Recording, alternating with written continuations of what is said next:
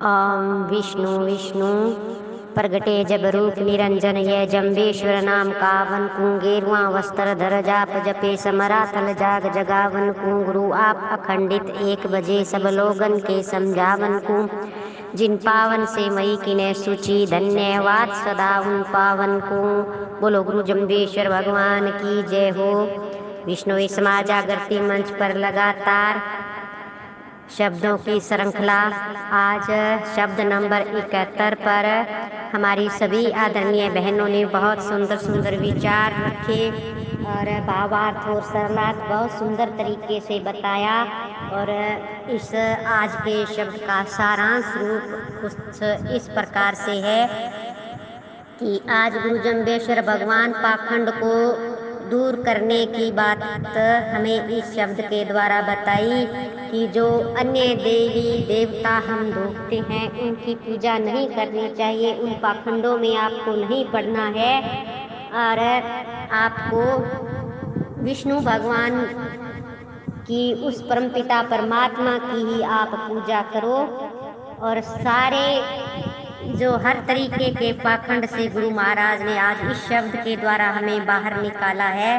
तो आज का बहुत ही सुंदर शब्द है, इस पर हम सभी मिलकर एक सारांश रूप जो गुरु महाराज का हमारे सामने आया वो ये है कि गुरु महाराज आज शब्द नंबर 71 में बता रहे हैं कि धवना दूजे पाहन पूजे बे फरमाई खुदाई गुरु चेले के पाए लागे देखो लोग अन्यायी।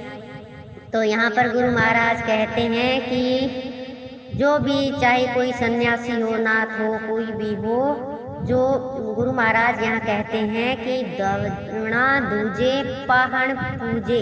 तो यहाँ पर गुरु महाराज क्या कहते हैं कि जो धूनी दुखाते हैं, जो पूर्ण सर्दी से बचने के लिए जो कांपते हैं तो ठंड से परेशान हो जाते हैं, फिर अपना जो एक कहते हैं ना कि उस सर्दी को भगाने के लिए भी जो आग जलाई जाती है, तो वहाँ पर गुरु महाराज ये कहते हैं कि जिस प्रकार से इंसान एक ठंड को ही जो नहीं सहन कर सकता तो वो फिर दुनिया की लोगों की कल्याण के लिए वो क्या कर सकता है। तो यहाँ पर गुरु महाराज कहते हैं कि यह भी अपना जो व्यर्थ का एक जो झूठा कार्य है और इसके सिवा और कुछ नहीं है। लेकिन गुरु महाराज आगे कहते हैं कि पाहड़ पूजे, जो पत्थर की पूजा करते हैं, जो गुरु महाराज कहते हैं ये उनका मनमुखी मार्ग है, ईश्वरीय मार्ग से विमुख होकर पतन की ओर जा रहे हैं। तो गुरु महाराज कहते हैं गुरु चेले के पाए लागे देखो लोग अन्यायी। तो यहाँ पर गुरु महाराज कहते हैं कि ईश्वर ने जो धूनी दुकाना पत्थरों की पूजा करना ये कब बताया था। और गुरु महाराज कहते हैं कि ये संसार के लोगों इस घटित घटना को देखो और विचार करो कि पत्थर की मूर्ति बनाने वाला उस मूर्ति का गुरु होता है, यानी जो इंसान ही तो पत्थर की मूर्तियां बनाता है, वो खुद ही उसकी निर्माण करता है और फिर वो ही उसके आगे जो गिरकर हाथ जोड़ता है, गिड़गिड़ाता है। तो गुरु महाराज कहते हैं यह कैसा अन्याय तथा ये कैसी बुद्धिमानी है आपकी कि इन अन्यायी लोगों ने जो अपने सच्चे जो परमात्मा की खोज जो बतानी थी, खोज करनी थी, वो मार्ग तो बताया नहीं और एक जन साधारण को भ्रमित करके वो अधोगति में पहुंचाने वाला कार्य कर दिया। तो यहाँ पर गुरु महाराज कहते हैं कि अन्याय पूर्ण कार्य आप नहीं करो, उस परमपिता परमात्मा का मार्ग खोजो। और आगे गुरु महाराज कहते हैं कितनी सुंदर बातें गुरु महाराज ने आज बताई कि मूर्ति पूजा का बिल्कुल खंडन किया है गुरु महाराज ने। मूर्ति है, चित्र है, इनकी पूजा आपको बिल्कुल भी नहीं करनी। और आगे बहुत सुंदर सुंदर ज्ञान गुरु महाराज आज इस शब्द के द्वारा बता रहे हैं हमें। अगर हम समझें तो अभी भी देर नहीं हुई है, समझने वाली बात है। कितना सुंदर ज्ञान हमारी शब्दवाणी के अंदर है, लेकिन हम फिर भी अब बाहर ही भटक रहे हैं, बाहर खोज रहे हैं परमात्मा को। लेकिन परमात्मा रूपी खुद उस परमपिता परमात्मा की खुद की वाणी है हमारे पास शब्दवाणी के रूप में, फिर भी हम नहीं समझ रहे। तो आगे गुरु महाराज कितनी सुंदर बात कहते हैं कि काठी कण जो रूपा रेहन कापड़ माया छिपाई नीचा पड़ पड़ता न दो के धीरा रे हरियाई। तो यहाँ पर गुरु महाराज कहते हैं कि अपने स्वार्थ सिद्धि के लिए जो अनेक प्रकार से जो मूर्तियों का निर्माण करते हैं, तो वो मुख्य रूप से क्या होता है, काठी कण जो रूपारेण यानी लकड़ी, सरवण, चांदी तथा मिट्टी है, तो इनसे मूर्ति निर्माण करके और उसके ऊपर आप कपड़े से उनको पहना कर और उनकी असलियत को आप छुपा लेते हो और फिर नीचा पड़ ताने दो के धीरा रे हरियाई, तो फिर आप नीचे पड़ के उनको धोख लगा रहे हो, बार बार नीचे गिर कर, तो ये गुरु महाराज कहते हैं उनको प्रणाम करते हो, धन दौलत का याचना भी करते हो, यहाँ पर कुछ भी प्राप्त नहीं होता है। तब अपने आप को तथा अन्य जनों को आप जो धैर्य धारण करवाने वाले उपदेश देते हैं कि हरि आएंगे, यहाँ पर भगवान आ जाएंगे। इस जो एक मूर्ति है जिनको खुद इंसान बनाता है और खुद ही कपड़े पहना कर श्रृंगार करके और फिर उनसे ही भगवान रूपी मांगता है कि इसमें भगवान आएंगे, ये हमारा कार्य सिद्ध करेंगे। तो कितनी बड़ी मूर्खता की बात गुरु महाराज यहाँ बता रहे हैं और कह रहे हैं, गुरु महाराज हमें समझा रहे हैं कि इसे और मूर्खता और क्या हो सकती है इंसान के लिए। तो गुरु महाराज कहते हैं, ब्राह्मण नाम लादन रूड़ा बूता नाम कुत्ता वे आपने पोहा बतावे बेर जगावे सूता। तो कितनी असलियत बताई गुरु महाराज ने इस शब्द के द्वारा कि मानव जो ब्रह्मा को जानता है तथा जो इस संसार में जैसा जो क्रियाकलाप करता है, तो जैसे गुरु महाराज यहाँ बता रहे हैं कि जो ब्रह्म ज्ञान को सही में जानता है, वेद शास्त्रों की विद्या जो सही तरीके से उस पर चलता है, उस ज्ञान को ग्रहण करके जीवन यापन करता है, वह व्यक्ति तो परम आदरणीय है, वही ब्राह्मण है। लेकिन यहाँ जो ब्राह्मण के विपरीत जो गुरु महाराज ने कहा ना कि ब्राह्मण नाम लादन रूड़ा, तो यहाँ पर गुरु महाराज ये कहते हैं कि वह चाहे ब्राह्मण के घर में जन्म भी क्यों न ले लेवे, वह समाज को हमेशा धोखा देता है, ऐसे ब्राह्मण से तो गधा ही अच्छा। तो यहाँ पर गुरु महाराज ने जो रूड़ा शब्द है वो गधे की तरफ इशारा कर रहे हैं कि समाज की सेवा करता है, कभी पाखंड नहीं करता, कभी धोखा नहीं देता, तो अपनी पीठ पर भार उठाकर भी दूसरों को राहत पहुंचाता है, भूले भटके को कभी अपनी आवाज से भी सचेत अपना मार्ग का निर्देश भी दे देता है। तो गुरु महाराज यहाँ कहते हैं कि जो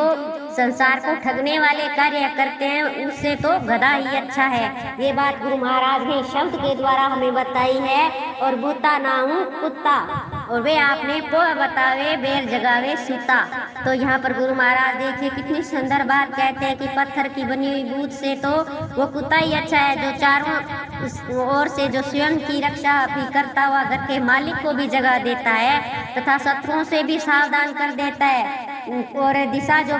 बर्मिक जन को भौंक करके भी अपने आसपास जो गांव है उसमें कोई इसी तरह की कोई चोर आ जाए या कोई भी ऐसी आपदा आ जाए तो उससे पहले कुत्ता हमेशा मालिक को जगाता है, उसको सावधान कर देता है कि आपके घर में कोई चोरी करने वाला आ गया है। तो गुरु महाराज ने यहाँ पर बहुत सुंदर हमारे लिए बात बताई, हम फिर भी इंसान होकर नहीं समझ रहे कि गुरु महाराज यहाँ कितनी सुंदर बात बता रहे हैं हमें कि जो भूत है तो वो तो सजीव ही नहीं है, उसमें प्राण नहीं है, तो वो सचेतन अवस्था में वो है ही नहीं, वो सजीव प्राणी है ही नहीं, तो उसमें परमात्मा कहाँ से आ जाएगा। और वो भूत है वो हमारी रक्षा कैसे कर सकता है, वो तो खुद की रक्षा नहीं कर सकता, तो वो हमारी कैसे वो मूर्ति हमारी रक्षा कर सकेगी, उससे तो कुत्ता अच्छा है ना। तो वो हमें कम से कम जगा कर वो भी सावधान करता है, क्योंकि कुत्ते में भी तो ईश्वरीय सत्ता होती है, जो भी सजीव प्राणी है उन सभी में परमात्मा होते हैं, जो और वो परमात्मा रूपी जो जीव है वो ही हमें जो आप गुरु महाराज कहते हैं कि वो ही हमें सावधान कर सकता है, वो ही हमें जगा सकता है। तो जो सजीव है उससे तो कुत्ता ही अच्छा है। तो गुरु महाराज ने यहाँ पर हमें एक बहुत अच्छी बात बताई कि इसलिए भूत से तो कुत्ता अच्छा है। ये बात गुरु महाराज ने शब्द के द्वारा हमें समझाई है। और आगे गुरु महाराज कहते हैं, भूत प्रेती जाखा खानी है पाखंड परवाणु कल बल बल कुकस का ले जे जामे कणुने दाणु। तो गुरु महाराज यहाँ भूत प्रेत की बात बता रहे हैं कि जो भूत प्रेत होते हैं वे उनकी जो अनेक योनियां है वो सिर्फ वायु तत्व प्रदान होती है, ये वायु नहीं होती है, इसमें कोई उनका शरीर तो होता नहीं, सिर्फ उनकी आत्मा होती है, वो भटकती रहती है। तो गुरु महाराज यहाँ कहते हैं कि ये भूत प्रेती जाखा खानी है पाखंड परवाणो, तो यह केवल पाखंड मात्र ही है और इसमें कुछ नहीं है, उसका कोई सार तत्व नहीं है। तो यहाँ पर गुरु महाराज कहते हैं कि बल बल कुकस काय दलेजे जामे कणु न दाणु। तो भूत प्रेतों की सेवा पूजा तो बार बार अन्न निकले हुए कुकस को फिर दलना है। तो गुरु महाराज यहाँ कहते हैं उसके अंदर से जो अन्न प्राप्ति की कोशिश करना है, किंतु वहाँ पर दाना न कण वह कण कहाँ प्राप्त होता है। उसी प्रकार से गुरु महाराज कहते हैं भूत प्रेतों से वह भी कण तत्व रूप आनंद कहाँ मिलता है। परिश्रम आपका व्यर्थ ही करना है, आप उस भूत प्रेत को उसकी बातों को आप नहीं मानो। यहाँ पर गुरु महाराज का यही कहना है। और आगे गुरु महाराज कहते हैं कि तेल लियो खल चौपते जोगी खलपण सुंगी विकाणु। ये भूत प्रेत पहले कभी मानव ही थे, उनकी अकाल मृत्यु हो गई, अनेक प्रकार की वासनाएं रह गई, तो जीवन खाली रह गया। तो मृत्यु के बाद वे जीव अधोगति में गिर गया तो इनको तो यही दशा हो गई। तो इसी तरीके से गुरु महाराज इसमें ये बात कहना चाह रहे हैं कि जिस प्रकार से तिलन में तेल निकाल लिया जाता है तो पीछे खली पशुओं के काम आती है, उसी प्रकार गुरु महाराज कहते हैं कि शरीर जो मानव शरीर तो चला गया, अब तो उनका जो भूत प्रेत का जो शरीर है वो खाली एक खली के समान ही व्यर्थ का है, उनकी पूजा से कुछ भी प्राप्त होने वाला नहीं है। तो यहाँ गुरु महाराज कहते हैं वो स्वयं तो शक्तिहीन योनि का है, तो वो दूसरों का भला कैसे कर सकता है। और गुरु महाराज कहते हैं कालर बीज ने बीज पिराणी थल सिर न कर निवाणो नीर गए चिल्लर का सौदो रीता रहियो निवाणो। तो ये प्राणी इस प्रकार से तू भूत प्रेत पूर्ति आदि की पूजा तथा पाखंडियों के जाल में पकड़ने अमूल्य जीवन को व्यर्थ में ही समाप्त मत कर, तेरी वही दशा होगी जैसे दशा कालांतरों पर भूमि में बीज बोने वाले। जैसे गुरु महाराज यहाँ पर कहते हैं कि जिस बीज में जो कालर बीज ने बीज पिराणी जो बीज भी उत्तम नहीं है और उसे आपने चाहे अच्छी भूमि में बीज भी दिया, जो वो बीज अच्छा है ही नहीं तो वो नहीं उगेगा। तो गुरु महाराज यहाँ कहते हैं जिस प्रकार से अगर जहाँ पर बहुत सारे टीबे पानी नहीं हो, जहाँ पर है वहाँ पर अगर हम अच्छा बीज भी बीज देंगे, चाहे कैसा भी बीज देंगे, तो वहाँ पर वो बीज नहीं उगेगा, हमें कुछ भी प्राप्त नहीं होगा। तो इसी प्रकार गुरु महाराज कहते हैं कि नीर गए छिल्लर काए सो दो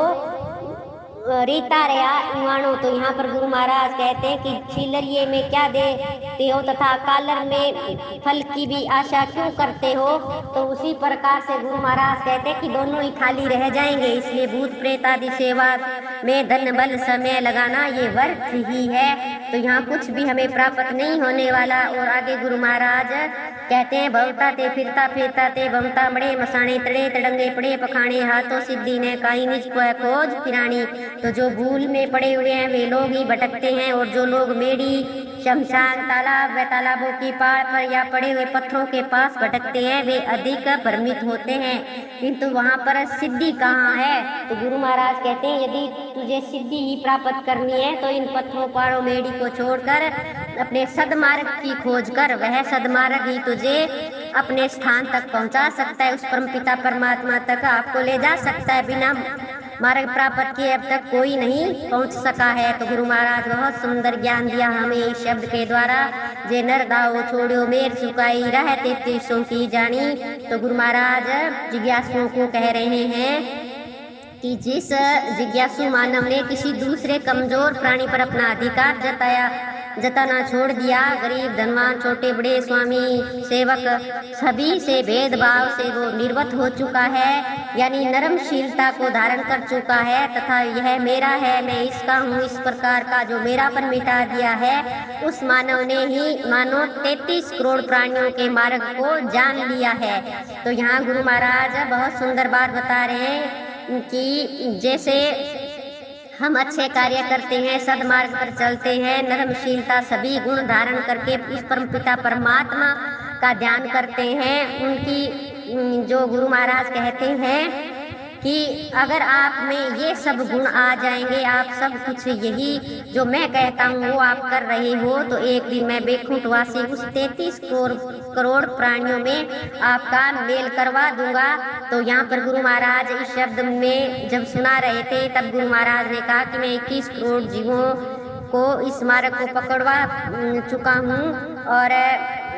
12 करोड़ अभी शेष है। तो गुरु महाराज उन 33 करोड़ में मिलाने के बाद भी गुरु महाराज ने बहुत सुंदर ज्ञान हमें इस शब्द के द्वारा दिया कि अगर हम अच्छे कार्य अभी भी करते हैं,